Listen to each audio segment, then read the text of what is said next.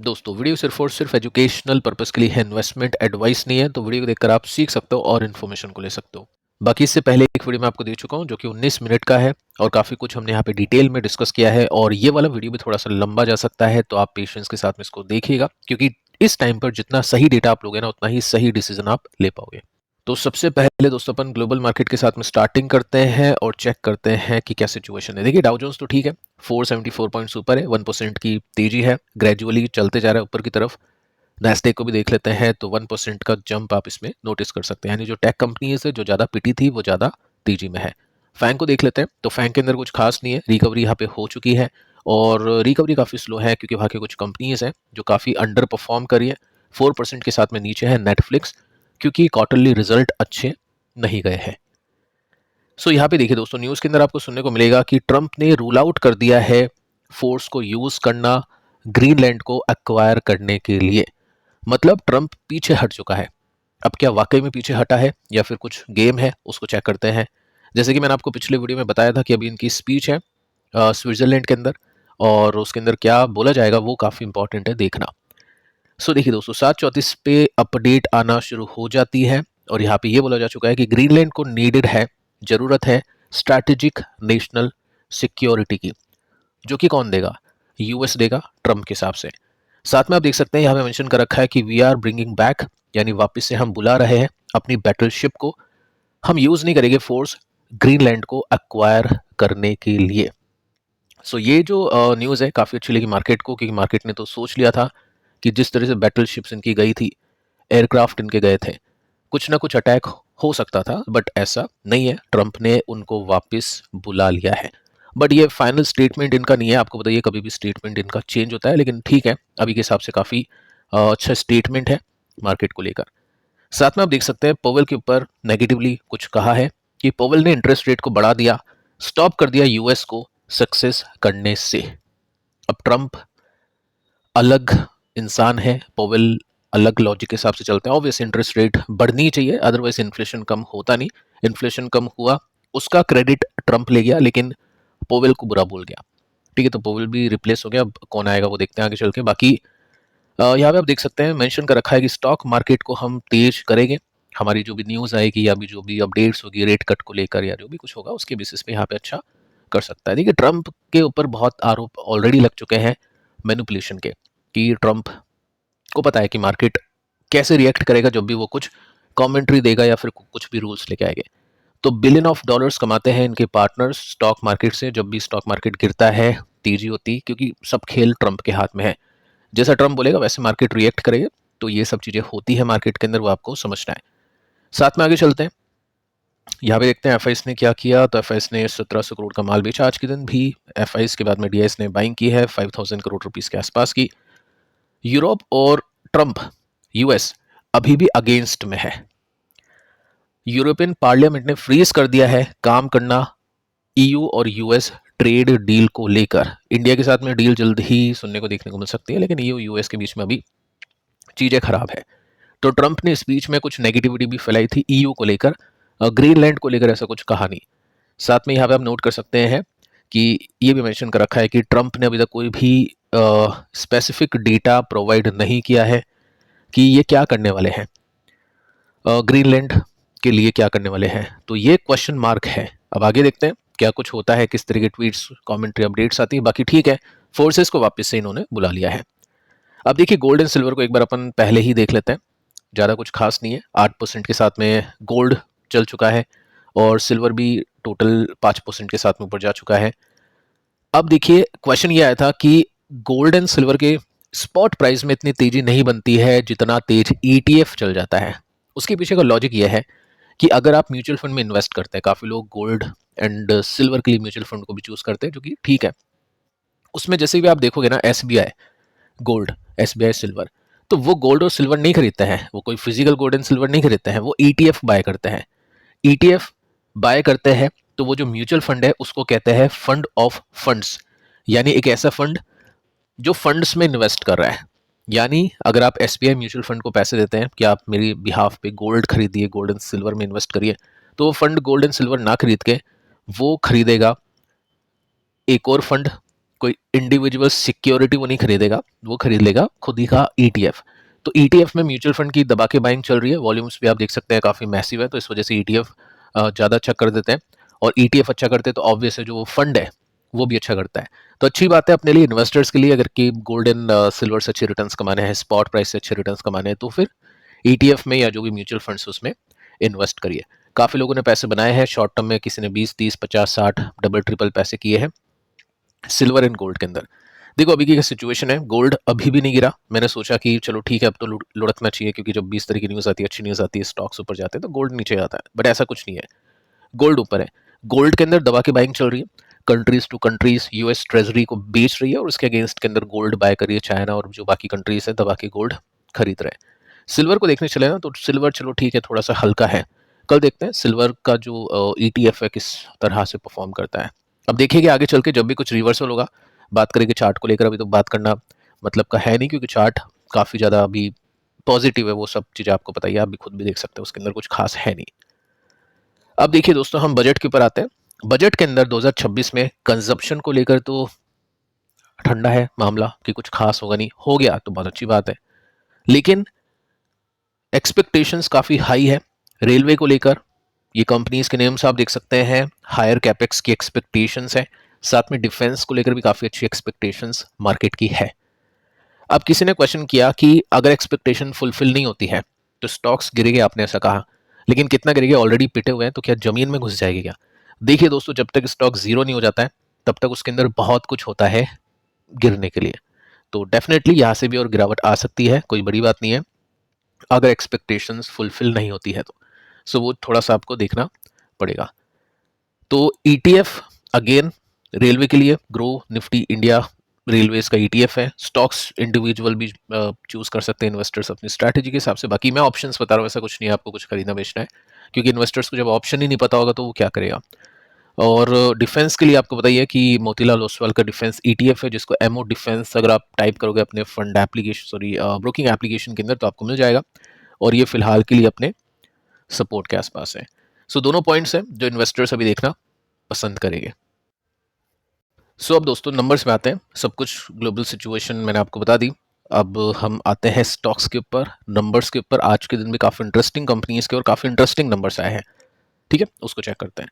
तो फर्स्ट जो कंपनी है इसका नाम है केपीआई ग्रीन। मैं आपको स्टार्टिंग से बता रहा हूँ कि मार्केट जब खुला था उस समय के नंबर्स, फिर अभी बंद होने के बाद के नंबर्स स्टार्टिंग से चलते हैं, सभी कंपनीज के नहीं, जो भी मेन कंपनीज है, और बहुत सारी कंपनीज है, ठीक है। तो केपीआई ग्रीन स्टॉक ने रिजल्ट दिया और रेड हो गया, लाल हो गया, 3% का झटका इसमें लगा। अगर हम इसके नेट प्रॉफिट को देखने जाए तो यहाँ पे आप नोटिस कर सकते हैं कि नेट प्रॉफिट इसका बड़ा है, 1.2 बिलियन। देखो मैं इसी शीट पे बताऊंगा, कुछ कुछ परसेंटेज अपन देख लेंगे। मार्जिन्स देख सकते हैं यहाँ पे, मार्जिन्स इंक्रीज कर चुके हैं, रेवेन्यू भी इसका इंक्रीज कर चुका है, तो मार्केट को नंबर्स ओके लगे, क्योंकि इस मार्केट के अंदर जहाँ पे इस तरीके जो कंपनीज थी काफ़ी नीचे थी, लेकिन ये जस्ट 3% गिरा है, यानी नंबर्स मार्केट को ठीक लगे। तो टेक्निकल्स को आगे चल के देखते हैं। सुप्रीम इंडस्ट्रीज, अब दोस्तों देखते हैं सुप्रीम इंडस्ट्रीज को, और यहाँ पे आपको देखने को मिलेगा, देखो यहाँ पे ये भी है कि जैसे इस कंपनी के रिजल्ट आए हैं उस बेसिस पे अनंत राजनी सॉरी एस्ट्रल, उसके रिजल्ट की भी एक्सपेक्टेशन सेट की जाएगी। सो हम सबसे पहले देखते हैं एबिटा मार्जिन। देखो ये अच्छे नहीं थे, 12% के थे, गाइडेंस दी थी 14 से लेकर 15% की, तो ये मिस कर गया। अब गिरा नहीं, वो अलग बात है, देखते हैं कल कैसा कुछ होता है। रेवेन्यू भी डिसेंट थे, कुछ खास नहीं था। प्रॉफिट के मार्जिन भी थोड़े से कम हुए हैं, ठीक है। और इसमें हम प्रॉफिट को भी देख लेते हैं, नेट प्रॉफिट को देखते हैं, 1.53 बिलियन, 1.9 से कम है। सो ऑलरेडी पिटा हुआ है, देखते हैं मार्केट कल इसको किस तरह से देखता है। बाकी हाँ, ओपन मार्केट में इसके रिजल्ट आए थे और मार्केट ने कुछ खास रिएक्शन इसको नहीं दिया। इंटरेस्टिंग कंपनी, इंटरेस्टिंग नंबर, बहुत कुछ कंपनीज अपन देख रहे हैं अभी के समय, इन्फोबीन्स की तरह स्टॉक गिर जाता है, प्रॉफिट गिरते हैं, उसके बाद में संभलते हैं, प्रॉफिट फिर रिकवर करते हैं, और जो स्टॉक है डबल ट्रिपल हो जाता है अपने ऑल टाइम हाई पहुंचने से पहले। सो कुछ कंपनीज में वो सीन देखने को मिल रहा है। यहाँ पे हम दो वैसी कंपनीज को देखने वाले हैं, बहुत ही कमाल का पैटर्न बन रहा है। तो फर्स्ट जो कंपनी है राजरत्न ग्लोबल वायर, स्टॉक 1% चला ऐसे खराब मार्केट के अंदर, क्योंकि रिजल्ट आए थे 1 बजे ओपन मार्केट के अंदर। अब जैसा कि आपको पता है कि पैटर्न कुछ ऐसा बना था, जैसे मैं आपको उसके प्रॉफिट दिखा देता हूँ।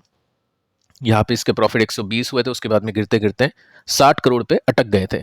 तो ये जो बिल्डिंग बड़ी है, इन्वेस्टर्स ने वैसा एक्सपेक्ट किया था, चार्ट के अंदर भी वैसा सीन अपने को देखने को मिला था। क्यों? क्योंकि प्रॉफिट पिछले क्वार्टर की तरह 20 करोड़ का आया है, यानी इन्वेस्टर की जो सोच थी वो सही गई, एक्सपेक्टेशंस के हिसाब से इसने रिजल्ट दिया। और इसमें प्रॉफिट आप देखोगे ना तो 20 करोड़ है 9 करोड़ के कंपैरिजन में, यानी 120% की ग्रोथ दी है। स्टॉक कुछ खास नहीं चला क्योंकि ऑलरेडी स्टॉक चल चुका था, वैसा पैटर्न इसने बना दिया था। प्रॉफिट की मार्जिन इंक्रीज कर चुके हैं, रेवेन्यू भी अच्छे खासे निकले हैं, तो अच्छी बात है। अब टेक्निकल्स में देखते हैं क्या सीन है आगे के लिए, और फिलहाल के लिए ये पैटर्न इसमें दिख रहा है। नेक्स्ट जो कंपनी है, इसका प्रोनाउंसिएशन में गलत कर देता हूं, तो आपको पता ही है कंपनी का नेम आप पढ़ सकते हैं। 4% की तेजी इसमें बनी है, 4% की। ओपन मार्केट में, ऐसे खराब मार्केट के अंदर जहां पे कल्याण ज्वेलर जैसी कंपनी क्रैश कर गई, टाइटन कुछ खास नहीं कर पाया, 4% की तेजी। रीजन इसके पीछे का है रिजल्ट। आप देख सकते हैं जो कंपनी का मुनाफा है वो कितना बड़ा है, डबल से भी ज्यादा, तकरीबन हम बोल सकते हैं यहां पर भी 120% की ग्रोथ देखने को मिली है। 120% की ग्रोथ, अच्छी खासी ग्रोथ, और साथ में बेटा मार्जिन भी सही था इसके। रेवेन्यू के अंदर भी डबल से भी ज़्यादा की ग्रोथ देखने को मिली है। सो रीज़न क्या है इसके पीछे का? रीज़न देखिए, स्टोर एक्सपेंशन है। कंपनी अब अग्रेसिवली स्टोर एक्सपेंड कर रही है, और जब तक ये करेगी जब तक अच्छी बात है, नहीं तो ट्रेंड की तरह भी सिचुएशन आगे इसमें देखने को मिलेगी। अभी नहीं तो अगले क्वार्टर में, नहीं तो अगले साल। अब वो इन्वेस्टर का पीओवी है, वो कब एग्जिट करते हैं, कब क्या करते हैं। फिलहाल के लिए कंपनी अग्रेसिवली एक्सपेंड करी और स्टॉक का जो प्राइस है वो भी अच्छा ही करा, और जितना कंपनी बढ़ेगी उतना स्टॉक का प्राइस बढ़ेगा। साथ में हम देखते हैं एटर्नल को, और इसमें 5% की तेजी बनी है आज के दिन। ओपन मार्केट में इसके रिजल्ट आए थे क्या? नहीं, 3:60, मतलब 4 बजे के आसपास आप मान सकते हैं। नेट प्रॉफिट इसका है इंक्रीज, एस्टिमेट देख लो, चलो यहाँ पे सिंपल सा है, 1.02 बिलियन की एस्टिमेट थी और इसमें नेट प्रॉफिट भी उतना ही है, विच इज ओके ओके। और साथ में एस्टिमेट था एबिटा का 1.9, आया है 2.26, बहुत अच्छी बात है। तो 5% की तेजी बनी है। एस्टिमेट थी रेवेन्यू से 155, आया है 163, तो रिजल्ट अच्छे हैं, हम ऐसा मान सकते हैं। यूटीआई एसेट मैनेजमेंट कंपनी के रिजल्ट आने से पहले स्टॉक गिर गया, शाम को 6 बजे के रिजल्ट है, और इसके अंदर आप सिंपली नोट कर सकते हैं जो हमने कैनरा में देखा कि 10% की ग्रोथ दी, स्टॉक को पीटा गया। यहाँ पे क्या है, यहाँ पे तो डी ग्रोथ है। कंपनी का नेट प्रॉफिट गिर गया, 1.42 से गिर के 1.24 हो चुका है, और साथ में रेवेन्यू इंक्रीज कर गया, तो प्रॉफिट के मार्जिन इसके घटे हैं। तो कल देखते हैं स्टॉक को कैसा रिएक्शन मिलेगा। केईआई काफी इंपॉर्टेंट कंपनी इन्वेस्टर्स के लिए, पॉलीकैप के अंदर काफी अच्छे एक्शंस हमने देखे, रिजल्ट अच्छे गए नहीं, प्रॉफिट के मार्जिन ड्रॉप कर गए थे, क्योंकि कंपनी ने एडवर्टीजमेंट की जो स्पेंडिंग है, खर्चा है मार्केटिंग का, वो बढ़ा दिया था। कंपनी ने कहा आगे और बढ़ाएंगे क्योंकि इससे हमारा ही फायदा है, तो स्टॉक फिर उसके बाद में ऊपर चला गया था। तो 3% गिरा मार्केट के प्रभाव की वजह से। शाम को 6 बजे के रिजल्ट है, और इसमें आप नोट कर सकते हैं नेट प्रॉफिट कंपनी के 2.35 बिलियन रुपीस के है 1.65 के कंपैरिजन में, यानी रिजल्ट अच्छे हैं। साथ में आप ये देख सकते हैं कि नेट प्रॉफिट के मार्जिन इंक्रीज करे हैं, क्योंकि यहाँ पे इसने एडवर्टीजमेंट के ऊपर स्पेंड नहीं किया है। तो नंबर्स मेरे हिसाब से काफ़ी अच्छे इसमें देखने को मिल जाते हैं। मैं आपको एस्टिमेट के साथ भी कंपैरिजन दिखा देता हूँ। ये राजस्व, यानी हिंदी में आ गया सब कुछ। तो सेल्स 2954 करोड़ की है, 2467 करोड़ की एक्सपेक्टेशन थी, 2400 की एक्सपेक्ट, 2900 की सेल्स, यानी दमदार। साथ में हम प्रॉफिट देखते हैं, 164 करोड़ का एक्सपेक्टेड, 234 करोड़ का प्रॉफिट है, यानी बीट है। मार्जिन्स एक्सपेक्ट किए थे 9% के, कंपनी ने दे दिए 10-11% के, तो नंबर्स हम बोल सकते हैं कमाल के हैं। देखते हैं कैसा रिएक्शन आता है। बाकी स्टॉक तो वैसे भी ऊपर है। हम क्या कर सकते हैं, एक और डेटा है मेरे पास, उसको भी देख लेते हैं, कंपेयर कर लेते हैं। एस्टिमेट था इम्प्रूव 10% का, देखो यहाँ पे मार्जिन का दे रखा है 9% का, लेकिन एक शीट में 10% का दिया है, तो उससे भी ज़्यादा चलो मार्जिन है, 10.8 है, 10.1 की एक्सपेक्टेशन थी। बाकी ये सब चीज़ें आप एक बार देख लो, इसको ब्रेक करके, रोक के, इसको पॉज करके, ये सब चीज़ें आप देख सकते हैं। हम आगे चलते हैं तत्व चिंतन के ऊपर, और इसके स्टॉक के प्राइस के अंदर 1% की तेजी बनी। ये वही स्टॉक है जो मैं आपको बता रहा था इन्फो बीन्स की तरह, जिसमें पैटर्न बन रहा है, एक राजरतन है और एक ये कंपनी है जो डिक्लाइन के बाद में कम बैक करी है। सो तत्व चिंतन फार्मा केमिकल कंपनी, और इसमें आप नोटिस कर सकते हैं जो कंपनी का नेट प्रॉफिट है 152 मिलियन का है, 1 मिलियन का था, अब कितना बढ़ा ये 10,000% से भी ज्यादा प्रॉफिट बढ़ा है, 10,000% से भी ज्यादा प्रॉफिट बढ़ा है इसका। रेवेन्यू 1.3 बिलियन, 859 मिलियन के कंपैरिजन में, यानी प्रॉफिट की मार्जिन बहुत तेजी से बढ़े हैं, जो कि 8% का था बढ़ के 19% का हो चुका है। सो बहुत ही गजब की तेजी इसके नेट प्रॉफिट में देखने को मिली है। कल देखते कैसे इंपैक्ट होता है। अगेन सेम पैटर्न, इन्वेस्टर्स को मिडिल फिंगर दिखा दी थी कंपनी ने, लेकिन उसके बाद में कंपनी रिकवर करी और राज रतन ग्लोबल वायर से भी ज़्यादा तगड़े पेस के साथ में रिकवर करी, काफ़ी अच्छी ग्रोथ के साथ में। जो 5 करोड़ का प्रॉफिट था बढ़ के 32 करोड़ का हो चुका है। अब ये बढ़ के अगर 100 करोड़ का हो जाता है तो बहुत कुछ है स्टॉक के अंदर। जैसे अब मैं आपको क्यून के बेसिस के भी, ये हमने पैट, ठीक है, ये क्यून के बेसिस का डेटा है। इस क्वार्टर का प्रॉफिट 15 करोड़ का अग्रेसिवली जा रहा है। 1 करोड़ का प्रॉफिट था, यहाँ पे बॉटम हिट किया, उसके बाद में 1, 6, 9, 15। सो ये प्रॉफिट अगर एक्सपेंड करके पहुंच जाता है ऊपर तो डेफिनेटली स्टॉक के अंदर काफ़ी बड़ी गर्मी देखने को मिल सकती है। आगे चलते हैं और देखो, चलो इसमें भी आप देख लो, परसेंटेज है 10,736% का। ग्रेविटा स्टॉक ने बहुत धूम मचाई थी, अभी के समय थोड़ा सा ठंडा हो चुका है मामला इसका। शाम को 6-7 बजे के रिजल्ट है।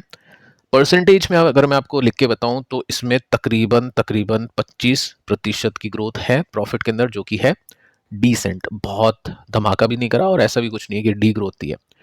तो देखते हैं कि कल क्या होता है। अनंतराज, इसके भी रिजल्ट आ चुके हैं, ज़्यादा कुछ बताया नहीं कंपनी ने, गाइडेंस वगैरह जैसे ही आती मैं आपको बता दूंगा, या तो कल कल ही बताऊंगा, ऑब्वियसली ये लास्ट वीडियो आज का।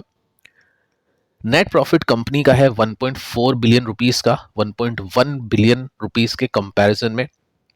आसान भाषा में मैं आपको बता देता हूँ, 20-25% की ग्रोथ इसने निकाली है, जो कि डिसेंट ग्रोथ है। नेटवेब के अंदर ज़्यादा निकली थी क्योंकि उसका जो एक्सपोजर है एआई को लेकर वो बहुत ज़्यादा है, यहाँ पे कम है। यहाँ पे जो इसके बाकी के काम है, आईटी पार्क है, रियल एस्टेट है, उसके अंदर भी कंपनी का योगदान है।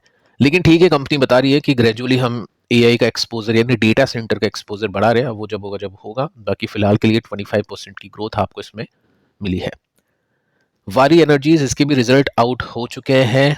3 to 4% की तेजी इसमें बनी है, गिरावट इसमें बनी है, लेकिन जो प्रॉफिट है ना वो बहुत अच्छे आए हैं। कल देखते हैं रिएक्शन कैसा होता है। 10 बिलियन की प्रॉफिट है, 5 बिलियन के कंपैरिजन में, यानी 100% से भी ज़्यादा की ग्रोथ है। सो प्रॉफिट हो चुका है 2x से भी ज़्यादा। रेवेन्यू भी इंक्रीज हो चुका है, 35 का 75 हो चुका है, तो ये भी 2 गुना से ज़्यादा ऊपर जा चुका है। सो देखते हैं कि कल कैसा रिएक्शन यहाँ पे देखने को मिलेगा। सो अब दोस्तों चार्ट्स देखते हैं, चार्ट्स के ऊपर चर्चा करते हैं। एक भूल हो गई मुझसे, वो ज्वेलरी कंपनी जिसका प्रोनाउंसिएशन मैं ठीक से नहीं कर पाता हूँ, उसका चार्ट मैंने लिया नहीं, तो कल देखते हैं अगर कुछ सुपर्ब या जो भी जैसा भी रिएक्शन देखने को मिलेगा उस बेसिस पे। बाकी कंपनीज के चार्ट्स हम यहाँ पे देखते हैं। KPI green, stock resistance hit कर रहा है, कई बार ब्रेक नहीं कर पा रहा है। आज का जो दिन था रिजल्ट देखने के बाद का मूव था। सो ठीक है, हम बोल सकते हैं कि ठंडक अभी रहने वाली है। रीज़न हो सकता है यूएस के ऊपर डिपेंडेंसी हो सकता है कुछ और बात हो सकता है लिक्विडिटी अभी नहीं है स्मॉल कैप कंपनीज में वो। लेकिन फंडामेंटली अगर मैं देखूँ तो कंपनी काफ़ी स्ट्रांग है और काफ़ी स्ट्रांग नंबर्स निकाल रही है, और उस बेसिस में जो कंपनी का प्रमोटर है वो भी इसमें गजब की बाइंग कर रहा है। सो समय समय की बात है, जब भी लिक्विडिटी होगी तो ऐसी कंपनी इसमें काफ़ी अच्छे रिटर्न्स बनते हैं। लेकिन अभी सीन खराब ही चल रहा है ट्रंप की वजह से, तो एक्यूमुलेशन इज चल रहा है इन कंपनीज में। लेकिन इन्वेस्टर्स अपने रिस्क मैनेजमेंट को ध्यान में रखेगा, बहुत ओवर एलोकेशन नहीं करेगा, चाहे वो कंपनी कितनी भी अच्छी क्यों ना हो। डाइवर्सिफिकेशन डेफिनेटली इंपॉर्टेंट है। सुप्रीम इंडस्ट्रीज, नंबर्स आपने देखे, ठंडे हैं, स्टॉक पिटा नहीं, पता नहीं क्यों। बाकी देखते हैं, सपोर्ट पे है, ऊपर जाने की संभावना तो आपको भी पता है कितनी है, ना के बराबर, क्योंकि रिजल्ट जब तक अच्छे नहीं आएगा जब तक स्टॉक चलना डिफिकल्ट होता है। राजरत्न, इंटरेस्टिंग पैटर्न, इसके रिजल्ट अच्छे गए और इनलाइन गए, क्योंकि ओपन मार्केट में रिजल्ट आए थे, बहुत अच्छी ग्रोथ थी, 120% की समथिंग कुछ ग्रोथ थी, लेकिन मार्केट को पता था कि ऐसा कुछ होगा क्योंकि स्टॉक निकल चुका है ऊपर। पॉइंट ये है, अगले क्वार्टर के रिजल्ट के लिए इन्वेस्टर्स अगर अपनी एक्सपेक्टेशन को सेट करेगा तो वो रेसिस्टेंस तक ले जाने की कोशिश करेगा। रेसिस्टेंस हम देखें तो ये सपोर्ट था, इसको मैं आगे एक्सटेंड करूं तो यहाँ पे 50% ऊपर रेसिस्टेंस देखने को मिल जाता है। मैं ऐसा नहीं कह रहा हूँ कि यहाँ तक चलेगा, जस्ट मैं आपको बता रहा हूँ कि कोई कंपनी के अच्छे नंबर्स आते हैं तो उसमें इन्वेस्टर्स अपनी एक्सपेक्टेशंस कैसे सेट करता है, जो मार्केट भी सेट करता है। आपको पता ही है, मार्केट पहले से ही स्टॉक को ऊपर लेकर जाना शुरू कर देता है। अब रिजल्ट अच्छे नहीं आएंगे तो फिर स्टॉक गिरता है, ओके आता है तो स्टॉक रुक जाता है। एटर्नल को देख लेते हैं। जोमेटो, रिजल्ट अच्छे थे, कल देखते हैं कैसा रिएक्शन होता है। थोड़ा सा बेस बनाने की कोशिश तो कर रहा है, अगर कुछ रिवर्सल्स होते हैं तो है 20-25% के मूव, 30% का तो यहाँ से देखने को मिलता है, बट रिवर्सल जब तक नहीं होगा जब तक खरीदना बेकार है, क्योंकि पता नहीं है कितना नीचे और जा सकता है, क्योंकि यहाँ पे जब रिवर्सल दिया था तब इसने अच्छे गैप्स निकाले थे। अगर ये ऊपर भी जाता है तो भी अच्छा पैटर्न बनेगा। तो रिजल्ट अच्छे हैं और देखना चाहिए इसको। निफ्टी की कंपनी है, एक बड़ी कंपनी हम इसको बोल सकते हैं। UTI asset management company D growth company के प्रॉफिट में दी, सेल्स इसकी बड़ी थी, प्रॉफिट इसके घटे हैं, स्टॉक सपोर्ट पे है। क्या ब्रेकडाउन होगा या फिर नहीं, कल चेक करते हैं। यानी एसेट मैनेजमेंट कंपनीज में अगर किसी को कुछ देखना है जिसमें अच्छी ग्रोथ आ रही है, अच्छे नतीजे नंबर्स आ रहे हैं, तो दो कंपनीज बची है, आईसीआईसी प्रू एसेट मैनेजमेंट और एचडीएफसी। ये दो ही कंपनीज हैं जो एसेट मैनेजमेंट कंपनीज में अच्छा काम करी और इनके जो स्टॉक्स है वो अच्छा कर रहे हैं। केईआई नंबर्स काफ़ी कमाल के, एक्सपेक्टेशंस बीट की है, गाइडेंस अभी आई नहीं है, मैं बताऊंगा कल। और साथ में स्टॉक देखते हैं अपने रेसिस्टेंस तक पहुंचता है या नहीं। मार्केट के ऊपर देखो सब कुछ डिपेंड है, इक्विटी का मार्केट तो अभी ट्रंप के हाथ में है। बाकी हमको पता होना चाहिए कि किसके नंबर्स कैसे हैं, ताकि अच्छी कंपनी इसमें इन्वेस्टर्स इन्वेस्ट कर पाए। अब वो रिटर्न्स कब बनेंगे वो टाइम लगेगा जब लगेगा, लेकिन अच्छी कंपनी इसमें अच्छे प्राइजेस पे स्टॉक्स खरीदेंगे तो रिटर्न्स डेफिनेटली इन्वेस्टर्स के बनेंगे। तत्व चिंतन यहाँ पे प्ले चल रहा है काफ़ी खतरनाक मोमेंटम का। जैसा कि हमने देखा कि जो प्रॉफिट है वो इंक्रीज कर रहे हैं। फिलहाल के लिए स्टॉक सपोर्ट टू रेसिस्टेंस जाने की कोशिश कर रहा है और इसमें भी मैं इसी पैटर्न के हिसाब से देखूँ यहाँ पे तो ये कुछ 35% का दिख जाता है। सो देखते हैं इसको भी कि कल कैसा रिएक्शन आता है, क्योंकि राज रतन ग्लोबल वायर के अंदर तो ओके रिजल्ट है, रिएक्शन दे दिया, लेकिन यहाँ पे 10,000% के साथ में प्रॉफिट बढ़े हैं। सो चेक करना पड़ेगा। ग्रेविटा ठंडा है मामला, भी स्टॉक सपोर्ट पे है। ये वाली तेजी एक्सपेक्ट कर रहे हो तो मत करो, 25% की ग्रोथ में ऐसा कुछ आपको मिलेगा नहीं, लेकिन डिसेंट अभी रिजल्ट कंपनी ने दिए हैं। इसके बाद में अनंतराज, यहाँ पे भी कुछ बड़ा धमाका किया नहीं कंपनी ने, 25% की ग्रोथ दी। पिछले क्वार्टर में भी आई थिंक इतनी दी थी, तो ठीक है, ग्रेजुअली कंपनी चलेगी मार्केट को देख के। और जो निफ्टी रियल्टी है वो इसको गिराता है, क्योंकि ये भी रियल्टी के क्षेत्र में आ जाती है। डेटा सेंटर है तो क्या हुआ, वो भी रियल्टी के क्षेत्र में आ जाती है। तो सपोर्ट पे है, नंबर्स अच्छे आ रहे हैं, वही इन्वेस्टर्स का सिस्टम, अच्छी कंपनी के स्टॉक नीचे अवेलेबल है तो ग्रेजुअली बाय एंड डिप के हिसाब से इन्वेस्टर ऐसी कंपनीज को देखता है। इसके बाद में वारी एनर्जीज, पैटर्न तो बहुत ही वाहियात है, खराब है, लेकिन कल क्या चेंज होगा पैटर्न, क्योंकि नंबर्स अच्छे हैं, प्रॉफिट डबल से भी ज़्यादा हो चुके हैं, रेवेन्यू भी डबल से ज़्यादा हो चुका है। सो कल देखते हैं इसमें कैसे रिएक्शंस आते हैं। तो फिलहाल दोस्तों इस वीडियो में इतना ही। पिछले वीडियो को जरूर से देखना, ये भी वीडियो 22 मिनट का बन चुका है। और मिलते हैं कल किसी और वीडियो में किसी और इन्फॉर्मेशन के साथ। तब तक के लिए शुभ रात्रि।